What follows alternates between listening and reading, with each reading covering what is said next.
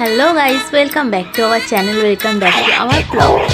তো তোমরা যে ভিডিওটা দেখছো সেটা হচ্ছে আমার জন্য খুবই স্পেশাল একটা দিনের ভিডিও।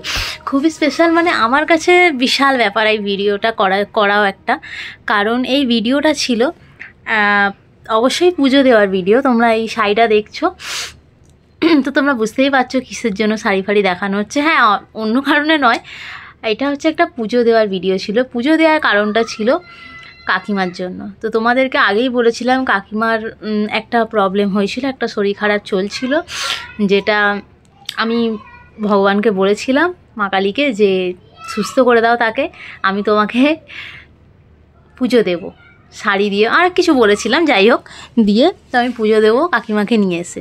তো সের জন্যই এই রেডিটা। তো দেখতেই পাচ্ছ ম্যাডাম রেডি হয়ে গেছে, আর আমি আমার মাকে নিয়ে দেখলে চলেই এসেছিলাম এদের বাড়িতে। তো আমরা পুজো দেওয়ার জন্য রেডি হতে যাচ্ছি, কাকিমাও রেডি, তো চলো। আর এই মানুষটাকে দেখছো, এটা হচ্ছে আমাদের বড় মা। বড় মা মানে আমাদের সবার বড়, কাকিমার দিদা, মানে তোমরা বুঝতেই পারছো বড় মার বয়সটা কতটা।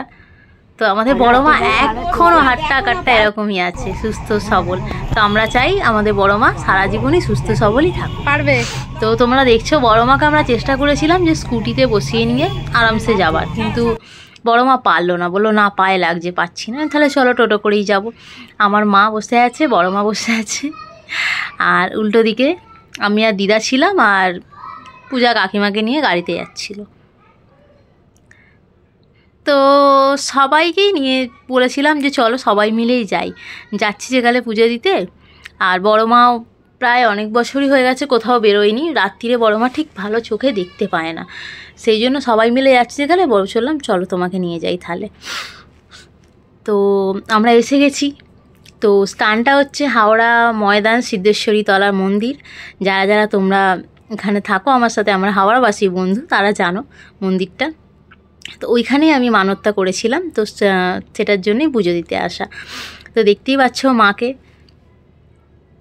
আমরা এসে গেছি মন্দিরে, আর আমি লাইনে দাঁড়িয়ে আছি পুজো দেবো। লাইনে দাঁড়িয়ে দাঁড়িয়ে বসে পড়েছি, মা দাঁড়িয়ে আছে, কাকিমা দাঁড়িয়ে আছে, আমি একটু সাইডে বড় মার সাথে বসে আছি। বড় মা দাঁড়াতে পারবে না, থাক। আর এই শাড়িটা দেখতে পাচ্ছ, যে আমি বলেছিলাম মাকে যে কাকিমাকে ঠিক করে দাও, আমি তোমাকে সুন্দর দেখে একটা বেনারসি কিনে পুজো দেবো, যেটা আমার ইচ্ছা ছিল। তো মা আমার কথা রেখেছে রীতিমতো। ঠাকুর ভগবান কাউকে ফেরায় না, যদি মন থেকে ডাকো তো ভগবান অবশ্যই সাড়া দেয়। তো সেই জন্য আমার ডাকেও সাড়া দিয়েছে। আমি পুজো দেওয়া ভিডিওটা তোমাদের সঙ্গে শেয়ার করলাম। ভালো লাগলে like, comment and share, subscribe করতে ভুলো না।